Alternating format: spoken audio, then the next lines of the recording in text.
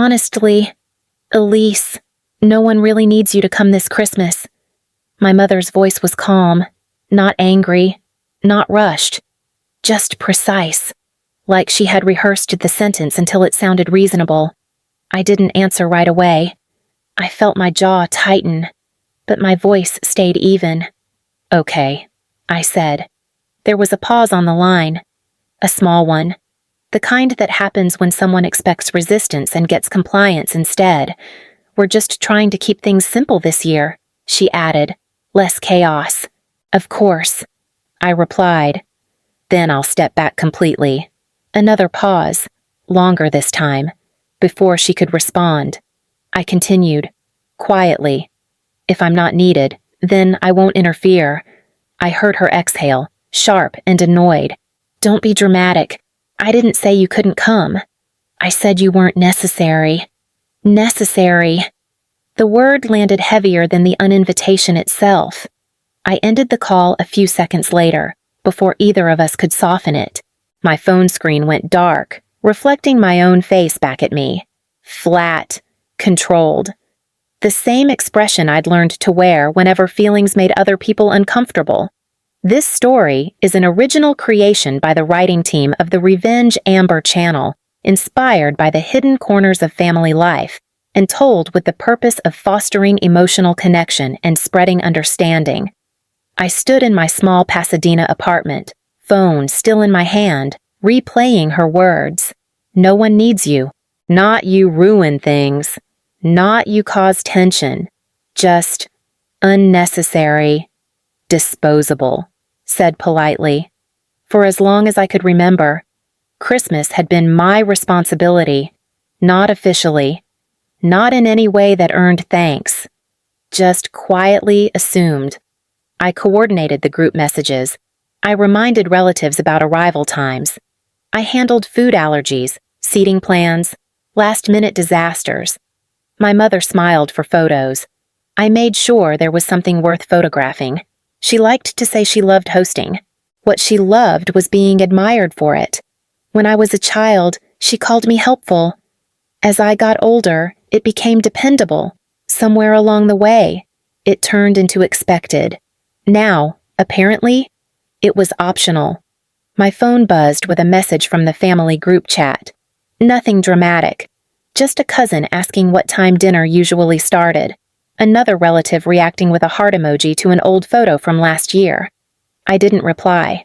Instead, I set the phone face down on the counter and leaned against it, breathing slowly until the tightness in my chest settled into something colder, something clearer. If you've ever been the one holding everything together without being acknowledged, you already know this moment. The second you realize that silence isn't weakness, it's leverage. I picked up my phone again, not to explain myself, not to defend my tone, but simply to observe, to listen, to remember. If this story feels familiar, stay with me. And if you're listening to this and recognize yourself somewhere in these first few minutes, you're not alone. Sometimes the quietest decision is the one that changes everything. By the time I was 20, Christmas wasn't a holiday anymore. It was a system, and I was the one maintaining it. My mother liked to tell people she did everything herself. She said it with a laugh, the kind that invited admiration. I don't sleep for a week, she'd joke, but it's worth it to see everyone together. What she meant was that I didn't sleep. Did you remind your aunt about the nut allergy she asked one year, standing in the kitchen while scrolling through her phone? Yes, I said, and I moved her place card. Good. And the playlist, I updated it this morning. She nodded, already distracted. Make sure it feels festive. Not sad. I didn't ask what that meant. I just adjusted it until she stopped frowning. Every December followed the same rhythm. I created the group chat. I confirmed who was coming and who wasn't. I kept a running list of who needed rides, who needed reminders, who would forget something important unless prompted 3 separate times. My brother Andrew called it my organizer thing. You're just good at this stuff, he said once, grinning as he walked in empty-handed. I'd forget my own head if it wasn't attached. You forgot the wine, I replied, He shrugged. Mom's got it. Mom never had it. I did. When the oven broke one year, an hour before guests arrived, she stood in the middle of the kitchen with her hands on her hips. This always happens to me, she said, already rehearsing the story she'd tell later. I try so hard. I stepped outside and called a catering service I'd used before. I put it on my card without thinking. By the time the doorbell rang, the food was handled, plated, and praised. This is amazing, someone said at the table. My mother smiled. I wanted to try something different this year, later, as I scrubbed pans alone. She passed by and said, "Thanks, Elise," like she was checking off a task. That was the pattern. She received the credit. I absorbed the pressure. She once told me, "You're so easy. You don't make things harder like other people." At the time, I thought it was a compliment. Over the years, I learned the rules without being taught. Don't contradict her in front of others. Don't bring up problems unless you already have solutions. Don't expect acknowledgement. And above all, don't make her look bad. So when she said no one needed me this Christmas, it wasn't just an uninvitation. It was a denial of the role I'd been quietly assigned and punished for performing too well. My phone buzzed again. Another message from the group chat. Elise, what time should we aim to arrive? I stared at the screen, my thumb hovering. For the first time, I didn't respond. I didn't explain. I didn't smooth anything over. I let the system sit without its maintenance and waited to see what would happen next. Andrew called the next morning. Not a text, not a voicemail, a call, like this was something that needed managing. I let it ring twice before answering. Hello. Wow, he said. Good morning to you. Too. I didn't respond. Silence had become easier than pretending. Mom told me what happened. He continued, lowering his voice the way he always did when he was about to play mediator. She didn't mean it like that. Elise, you know how she gets when she's stressed. She said no one needed me. I replied, that's not stress. That's a decision. He sighed. You're taking it personally. I was personally uninvited. That's not what she meant. He said quickly, she just wants less chaos this year. I laughed once, short and sharp. Then why are you calling me? There was a pause. Then, look, even if you're not coming, can you still help with the usual stuff? The reminders, the schedule. People are already asking questions, so I'm not needed. I said, but my work is... You're being dramatic, he said. This isn't about you. My fingers tightened around the phone. It became about me the moment she decided I was unnecessary. He ignored that. Mom's worried you're pulling away. After everything she's done for you, that hurts. What has she done for me, I asked. He hesitated. Just long enough. You know, he said, college. Helping out when things were tight. She sacrificed a lot. I felt something shift, slow and heavy. In my chest. What do you mean? Helped with college. Another pause. Longer this time. She helped, he said carefully. For both of us. For me, I repeated. I dropped out after 1 year because there wasn't enough money. That's not fair, he snapped. You know things were complicated back then. Complicated how he exhaled, frustrated. Dad's business was failing. I had credit issues.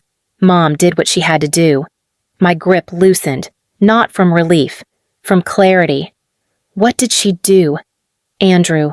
He went quiet. Too quiet. Nothing. He said quickly. Forget it. That's not what I meant. You just said she helped you. I said, with money. What money? Look, he said, voice rising. This is exactly why Mom didn't want drama. You always push. I'm not pushing. I said, I'm listening. Silence stretched between us. I could hear him breathing, recalculating. Can you just send the reminder? He asked finally. People want to know what time dinner starts. I closed my eyes. No, I said. What? No. I repeated. If I'm not needed, I'm not involved. You're really doing this, he said, disbelief edging into anger. At Christmas. I ended the call before he could say anything else. I didn't feel guilty. I didn't feel angry. I felt alert, like I'd just heard something I wasn't supposed to notice. And I wasn't going to ignore it. I didn't call my mother after Andrew hung up. I didn't text him back. I didn't do anything dramatic. I opened my laptop and started looking. I searched old email addresses first, the ones I barely used anymore. Then old folders, bank notifications, school messages, anything from the years when I'd stopped asking questions because the answers always made me feel small. An email subject line caught my eye. Plain, official, from a bank we used when I was younger. I opened it. Education Trust Statement, Elise Mercer. My stomach didn't drop. It hardened. The account had been opened when I was 18. Custodial. Established by my grandmother, Judith Hale. The note attached was brief and unmistakable, for Elise's education only. I scrolled. The balance was 0. I checked the transaction history, my fingers steady in a way that surprised me. There it was. 1 withdrawal. 7 years ago. The same year I dropped out of college after being told there was nothing left to help me continue. The amount was written clearly $82,000. I stared at the number until it stopped feeling abstract, until it became nights in my childhood bedroom, calculating tuition costs on scrap paper, until it became the phone call where my mother had sighed and said, "I wish I could do more." I clicked the authorization document. 2 names, hers and mine. My signature looked wrong, slanted, rushed, like someone copying it from memory and hoping no one would look too closely. I leaned back in my chair and let the air leave my lungs slowly. Not grief, not shock. Recognition. She hadn't just minimized me. She'd erased my future and convinced me it was my fault for wanting one. My phone rang. Andrew again. I answered this time. What did she take, I asked before he could speak. Don't do this, he said immediately. You're spiraling. What did she take? Andrew's silence. Then a sigh. It wasn't like that. Tell me the amount. He swallowed audibly. She said it was temporary. That's not a number. 80-something, he muttered. I don't remember exactly. I closed my eyes. Did you know it was mine? I didn't ask. He said. I thought it was family money. Family money? I repeated. She said you'd understand, he added, that you were adaptable. The word landed like a bruise. Familiar. Old. Did she tell you I couldn't go back to school because there wasn't enough? I asked. Yes. And you let her use my money to fix your debt. I was drowning, he snapped. I didn't know where else to turn. You turned to her, I said, and she turned to me. Without telling me. He didn't argue that. I ended the call without saying goodbye. Later that night, I called my grandmother. Elise, she said warmly. Are you coming home for Christmas? No, I said. I wanted to ask you something instead. Do you remember the education trust you set up for me? There was a pause. Of course, she said. I thought it helped you finish school. It didn't. I replied. It was emptied 7 years ago. Her breath caught. That shouldn't be possible. It was. I said. Mom was the custodian. The silence on the line wasn't confusion. It was realization. I trusted her, Judith said quietly. I trusted her with you. So did I replied. I ended the call after that. Not because there was nothing left to say, but because there was finally nothing left to doubt. The story I'd been told for years had cracked open, and underneath it was a truth that didn't need interpretation. It only needed to be acknowledged, and once it was, nothing could go back to the way it had been. I didn't confront my mother right away. I didn't send screenshots. I didn't ask for explanations that would only turn into excuses. Instead, I did something quieter. I stopped.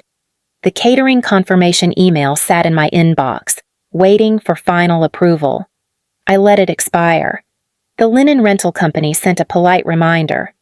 I didn't reply. A cousin messaged me privately. "Hey, are we still doing assigned dishes this year?" I typed nothing back. 3 days later, my mother called. "Elise," she said sharply, skipping any greeting. "Did you cancel the catering? I didn't book it?" I replied. "You did. That's not true," she snapped. "You always handle it. Not this year. A beat. Why are you acting like this? I told you I'd step back." "This is not stepping back," she said. "This is sabotaging." I felt something steady in my chest. "I'm not doing anything. I'm just not fixing things anymore." She exhaled loudly. "You're being difficult on purpose." "I'm being consistent," I said. "You said I wasn't needed." She hung up. That afternoon, I opened the family group chat. I stared at the list of names: aunts, uncles, cousins, neighbors who came every year because my mother liked a full house. I created a new chat. Christmas update this year. I added everyone except my mother and Andrew. Then I wrote carefully, keeping my tone neutral. "Mom mentioned she's feeling overwhelmed and wants something smaller this year. I'll be hosting a low-key dinner in Pasadena for anyone who still wants to gather. No pressure at all." I hit send before I could second-guess myself. The replies came slowly at first. "Oh, that actually sounds nice. We were wondering what was going on." "Can we bring dessert?" One message stopped me. "Honestly, Elise," my aunt wrote, "we mostly come because you make it feel welcoming." I stared at the screen longer than I meant to. Later that evening, Andrew called again. "What did you do?" he demanded. "I invited people over." I said, "You split the family. I gave them an option. You're making Mom look bad." I stopped making her look good. He went quiet. "You know this won't end well," he said finally. "It already ended." I replied, "I just didn't announce it." After the call, I sat on my couch, phone resting beside me. Notifications kept lighting up the screen. More messages, more questions. More quiet confirmations that the system I'd been holding together was already bending under its own weight. I didn't feel triumphant. I felt deliberate. For the first time, I wasn't reacting to what my family wanted from me. I was choosing what I was willing to give. And that changed everything that came next. The proof I wasn't supposed to see arrived quietly, the way the most damaging things often do. It was buried in an old email thread labeled financial planning, sent from my mother's address to an advisor I vaguely remembered meeting once. I almost skipped it. Almost. The message was short. "Just move it from Elise's education trust. She won't notice. She's always adaptable." I read it once, then again, then a third time. Slower. "She won't notice. Not she'll understand. Not we'll tell her later." Just this calm certainty that I would absorb the loss the same way I always had. Quietly, without complaint, without consequences. My phone rang while the email was still open. My mother's name lit up the screen. I answered. "Yes." "What exactly are you telling people?" she demanded. "I told them you wanted something smaller." I said, "That you were overwhelmed." "I never said that." She snapped. "You said no one needed me." I replied, "This is what that looks like. You're twisting my words." She said, "You always do that when you feel attacked." "I'm not twisting anything." I said, "I'm taking you at your word." She scoffed. "You're trying to punish me. I'm stopping." I said, "There's a difference." She went quiet for a moment. Then her tone shifted, sharpened. "Do you have any idea how much I've done for you?" "Yes," I said. "I do." "Then act like it," she said. "Fix this." "I'm not fixing anything," I replied. "I'm letting it be honest." She laughed, short and bitter. "You think you're making some kind of statement?" All you're doing is embarrassing me. I'm done protecting you, I said. Especially now. Especially now, she repeated. What does that mean? I didn't answer. I didn't need to. The email was still open on my screen, her words frozen in plain text. She sighed, impatient. You're overreacting. You always were sensitive. I ended the call without responding. That night, I recorded a video. I didn't rehearse it. I didn't mention names. I spoke the way I always had in that family, calmly, factually, without accusation. I talked about being useful instead of valued, about being called adaptable when what it really meant was expendable. I scheduled it to go live on Christmas Eve and set my phone down. Then I forwarded the email to myself, saved it in 3 separate places, and closed my laptop. She was right about one thing, I noticed, and I wasn't going to adapt this time. My mother called 2 days before Christmas. Not a message, not a warning through Andrew, a direct call, late enough to feel intentional. I answered on the 3rd ring. Hello? What do you think you're doing? She said, skipping any greeting. Her voice was tight, controlled, dangerous. I'm letting people make their own plans, I replied. You told them I canceled Christmas. I told them you didn't need me. I said, that's what you said to me. That is not what I meant. She snapped. You know exactly what I meant. I do, I said. You meant I was useful until I wasn't? She laughed, sharp and humorless. You're being cruel. I'm being accurate. You're turning the family against me, she said. After everything I sacrificed. I leaned back against the counter. Steady. You don't get to call it sacrifice when it wasn't yours to give. There was a brief silence. Then her voice dropped. What are you talking about? The education trust, I said. The one my grandmother set up. The one you emptied 7 years ago. She inhaled. Slowly. That money was family money. It was for my education. I said, it was not yours. Your father was drowning. She said, your brother was falling apart. I did what I had to do. You forged my signature. I replied. You would have said no, she said, as if that explained everything. Yes, I said. I would have. Her tone hardened. You were always the easiest one to take from. The words landed cleanly. No apology. No denial. Just truth, finally spoken out loud. I ended the call without another word. My phone buzzed immediately after. Andrew. I ignored it. Instead, I opened the family group chat. The larger one. The one that had always existed because I kept it running. I typed slowly. I wasn't planning to share this, but I'm done hiding it. 7 years ago, the education trust set up for me was emptied without my knowledge. It totaled $82,000. I just found out. I'm not asking anyone to take sides. I'm done protecting a lie that cost me my future. I attached the bank statement, then the email. My finger hovered for a second. Then I pressed send. The responses flooded in almost immediately. This can't be real. What trust, Valerie? Is this true? A voice message from my grandmother followed, shaky and confused. I replied once, briefly.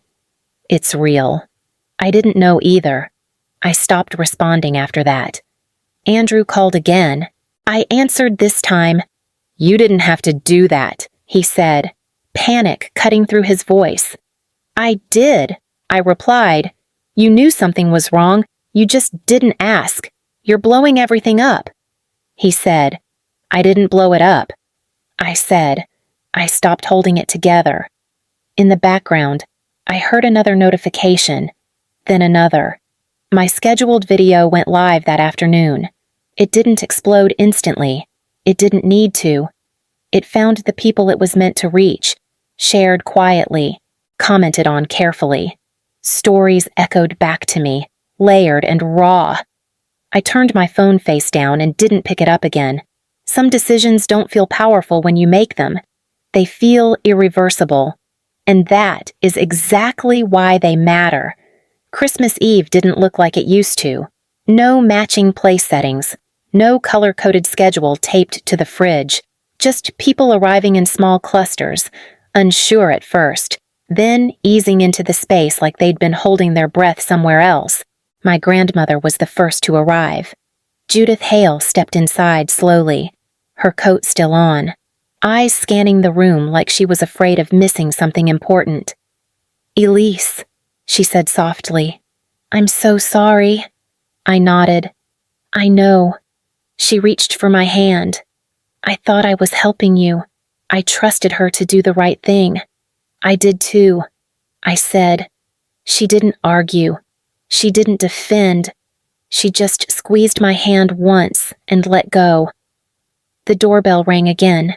A cousin I hadn't seen in years stood there with a foil-covered dish. "I hope this is okay," she said. "I didn't know what to bring." "It's perfect," I replied. People filled the room gradually. Not everyone. Some stayed away. Some sent polite excuses. That felt honest, at least. Andrew arrived just after dinner started. He stood near the door, uncertain, like he wasn't sure he'd earned the right to step further in. "I didn't know if I should come," he said quietly. "You're here now," I replied. He nodded. "I'm sorry. For what I asked. For not asking," he said. "For letting it be easier to believe her." I let the silence sit between us before answering. "That matters." He exhaled, shoulders dropping a fraction. "I'll pay it back," he added. "Not because she says I should, because I owe you." I looked at him then. Really looked. "That's between us," I said, "not her." He nodded again, grateful and shaken. The rest of the night unfolded without ceremony. Someone burned a side dish. Another person ordered takeout to make up for it. Laughter broke out in the kitchen over something small and stupid, and for a moment, it startled me. This wasn't the Christmas I'd been trained to produce. It wasn't polished. It wasn't impressive. It was real. And for the first time, no one was watching to see if I'd made it look good. It was close to midnight when the knock came. Not loud, not hesitant. Precise. Like everything my mother did when she wanted control back. I opened the door part way. Valerie Mercer stood in the hallway alone. Makeup smudged, phone clutched in her hand like evidence she planned to present. "We need to talk," she said. I stepped into the hall and pulled the door nearly closed behind me. "About what you humiliated me," she said immediately. "Everyone is talking. That video, those messages. I can't go anywhere without being looked at." "I didn't humiliate you," I replied. I stopped editing. Her mouth tightened. "You had no right to air private family matters. You lost the right to privacy when you took my future and told me to be grateful," I said. She shook her head. "I did what I had to do." "You did what was easiest," I said. "And you chose me because I wouldn't fight back. That money kept this family afloat," she snapped. "It paid off Andrew's mistakes," I said. "And you let me believe I wasn't worth investing in." Her voice dropped. "If you delete the video and explain this was a misunderstanding, we can move past it." "No," I said. Her eyes flashed. "You're choosing strangers over your own mother." "I'm choosing the truth," I replied. "For the first time." She crossed her arms. "After everything I've done for you, I don't deserve to be spoken to like this." I met her gaze. "Then you don't deserve access to my life." The words landed harder than I expected. She waited for me to soften. I didn't. "Finally." She straightened. "You'll regret this."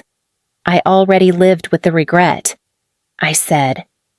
"This is something else." She turned and walked toward the elevator without looking back.